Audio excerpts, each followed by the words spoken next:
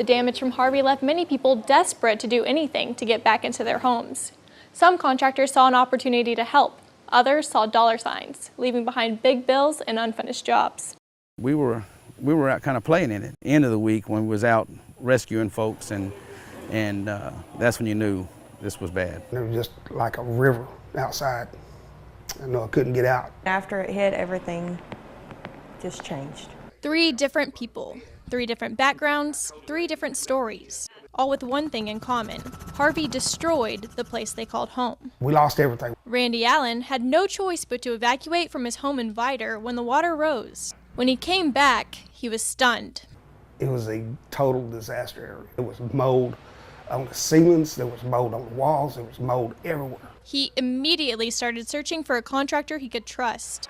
He was living in his uncle's house on Crystal Beach, so he had a tough time keeping an eye on workers. Every contractor that I hired, they just, they want to do half the work and get paid. He got a referral and hired a company from Nederland to install his windows. He gave me a bid for $6,100.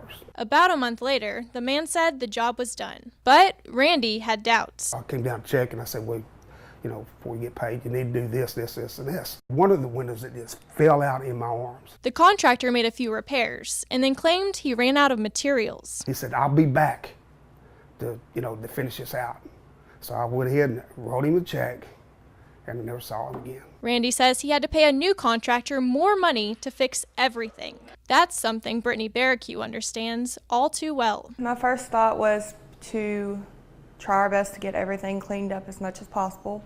And then, of course, try to find a contractor that we could use. She saw an ad for a company from Baton Rouge. We discussed what we were going to do. He asked for funds to get started, and then the next day they were actually here and they began doing the sheetrock. She says as time went on, the contractor would ask for more and more money and complete less and less work. He wanted more funds.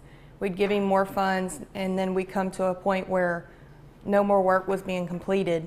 The contractor claimed he needed the rest of the money to finish the job, but she says the work was never completed. He actually told us that he would be sending us a revised invoice, and the revised invoice was for even more.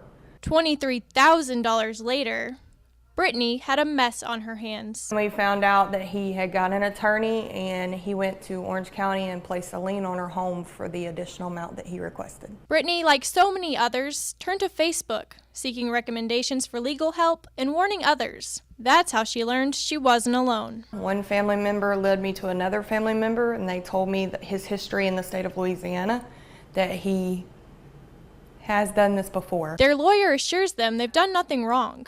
But now they sit in constant fear of what he'll do next. It's affected my daughter. She can feel the stress that the contractor has put us through. Jason Folks is the owner of Speedway Construction.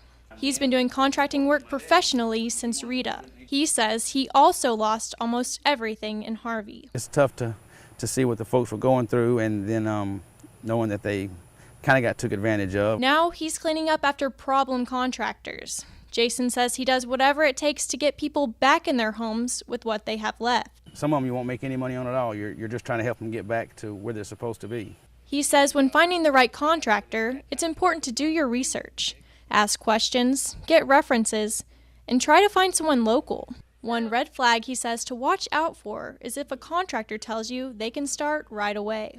There's a reason they're not working right now, and it's not a good one. Jason hasn't even really had time to work on his own home. He understands how much many of you are still hurting. On the outside, it looks okay, but inside, a lot of us are still struggling and trying to put it back together. Jason says he doesn't understand how contractors who take advantage of Harvey victims can live with themselves. Well, evil's pretty strong. I really don't know. I don't know how they can sleep at night.